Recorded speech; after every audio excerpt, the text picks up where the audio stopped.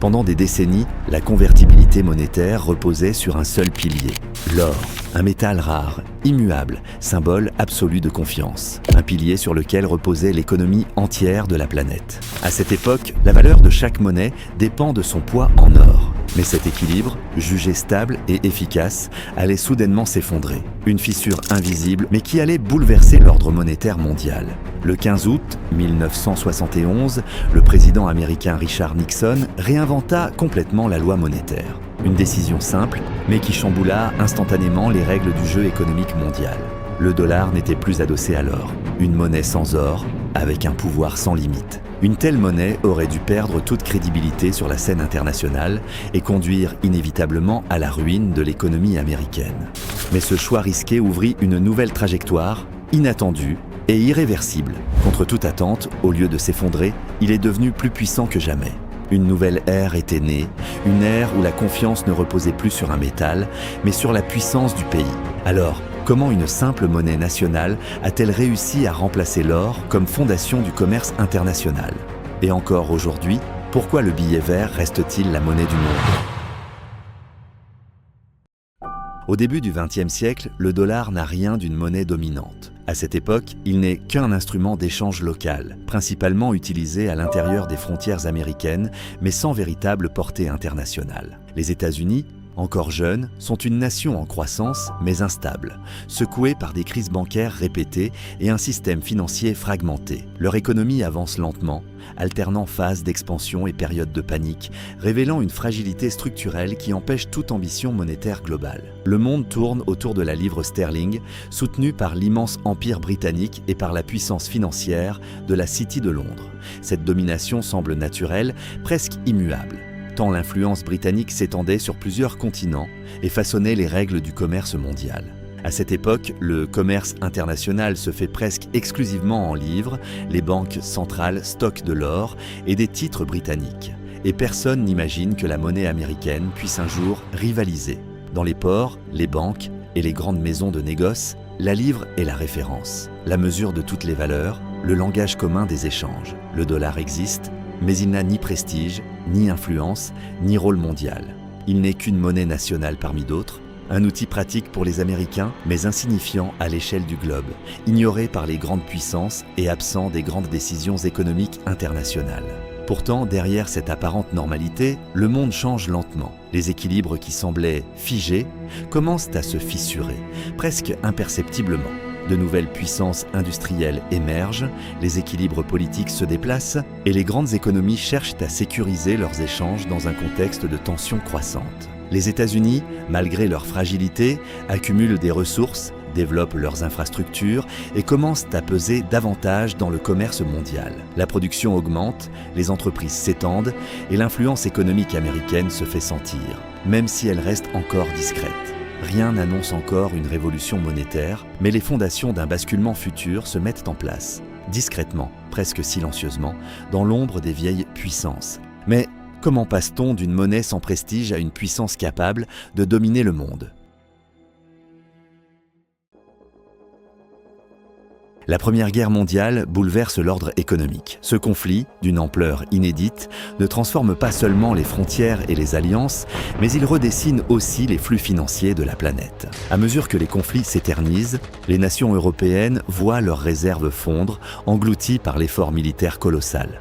Les puissances européennes, ruinées par l'effort de guerre, empruntent massivement aux États-Unis. Elles n'ont plus le choix. Pour financer leurs armées, leurs armes, leurs approvisionnements, elles doivent se tourner vers la seule économie encore capable de prêter à grande échelle. L'Europe gagnait certes la guerre, mais perdait son or. Ce mouvement, discret au début, devient rapidement un torrent qui modifiera l'équilibre financier mondial. En quelques années, les États-Unis deviennent le principal créancier de la planète, tandis que la livre sterling s'effondre sous le poids des dettes. La monnaie britannique n'est plus intouchable. Elle vacille, se dévalue et perd progressivement la confiance des marchés. Les investisseurs, autrefois fidèles à la livre, commencent à douter, à chercher des alternatives et à observer avec attention la montée silencieuse de la puissance américaine. Puis arrive la crise de 1929. L'Europe s'enfonce, les banques s'effondrent et la livre sterling décroche encore davantage. Les économies européennes, déjà fragilisées par la guerre, sont incapables d'absorber un choc d'une telle violence. Pendant ce temps, malgré ses propres difficultés, l'économie américaine reste plus solide, plus industrialisée, la seule capable de rebondir. Les États-Unis traversent la tempête avec des dégâts considérables, mais leur structure économique, plus moderne et plus vaste, leur permet de se relever plus vite que les anciennes puissances européennes.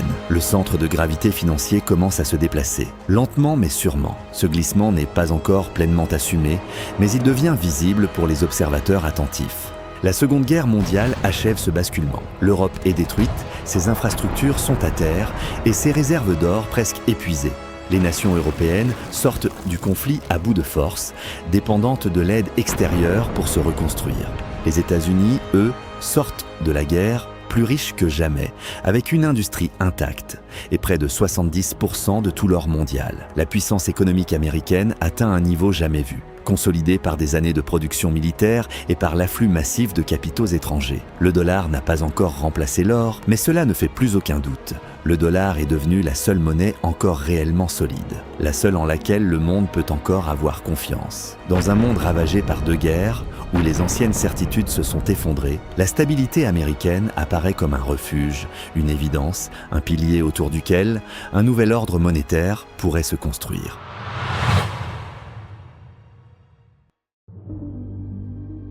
En 1944, alors que la guerre touche à sa fin, 44 nations se réunissent à Bretton Woods pour reconstruire l'économie mondiale. Le constat est simple, seule la monnaie américaine est suffisamment stable pour servir de référence internationale. Le dollar devient donc la seule monnaie convertible en or, à un taux fixe de 35 $ l'once. Toutes les autres monnaies s'alignent sur lui. À Bretton Woods, le monde n'a pas seulement choisi le dollar, il a choisi la stabilité. Et cette stabilité avait un drapeau, l'Amérique. Ce système fait du dollar le pivot du commerce mondial, non pas par domination militaire, mais par accord international. Les États-Unis contrôlent l'or, financent la reconstruction et deviennent la banque centrale du monde. Le dollar n'est plus une simple monnaie nationale. Il devient l'infrastructure financière de la planète. Mais ce pouvoir repose sur un équilibre instable. Les États-Unis dépensent massivement pour financer la guerre du Vietnam, la conquête spatiale et les grands programmes sociaux. Pendant ce temps, l'Europe et le Japon se reconstruisent et accumulent des dollars en quantité gigantesque. Peu à peu, les banques centrales commencent à demander la reconversion de leurs dollars en or, comme le prévoyait Bretton Woods. Mais les réserves américaines fondent dangereusement. Le monde réalise que les États-Unis n'ont plus assez d'or pour garantir tous les dollars en circulation. Le système craque de l'intérieur. Le monde croyait posséder des dollars et par ricochet de l'or, mais les États-Unis savaient qu'ils ne possédaient plus assez d'or. Que se passe-t-il quand un pays promet de convertir ses dollars en or alors qu'il n'en a plus assez?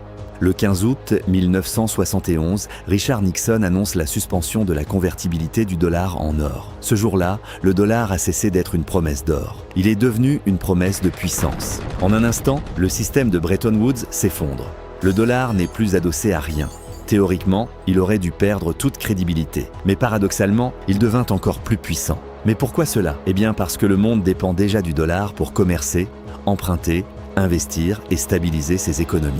Les États-Unis viennent de libérer leur monnaie de toute contrainte, tout en conservant leur rôle central dans le système financier mondial.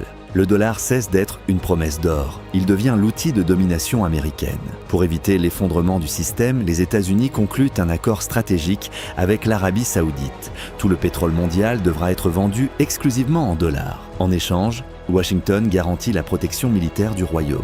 Mais alors, qu'est-ce qui donne vraiment de la valeur au dollar? Car derrière le billet vert se cache bien plus qu'un simple moyen d'échange.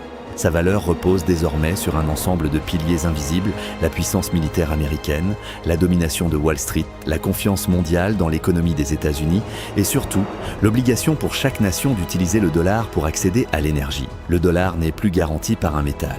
Il est garanti par un système, un réseau, une influence. Une architecture financière si vaste que s'en détacher devient presque impossible. C'est précisément cette dépendance globale qui fait du dollar non plus une monnaie parmi d'autres, mais la colonne vertébrale de l'économie mondiale. Aujourd'hui, le dollar n'est plus une monnaie, c'est l'architecture invisible du monde. Les matières premières sont cotées en dollars, les dettes internationales libellées en dollars, Et le système bancaire mondial dépend d'un réseau largement contrôlé par Washington. Cette domination n'est pas seulement économique, elle est géopolitique, technologique et même militaire. Le dollar n'est plus un simple billet, c'est un outil de pouvoir et de domination à grande échelle. Mais rappelle-toi, le monde change lorsque l'on comprend ce qui se joue. Si les mécanismes du pouvoir international t'intéressent, like et abonne-toi. La suite dans la prochaine vidéo.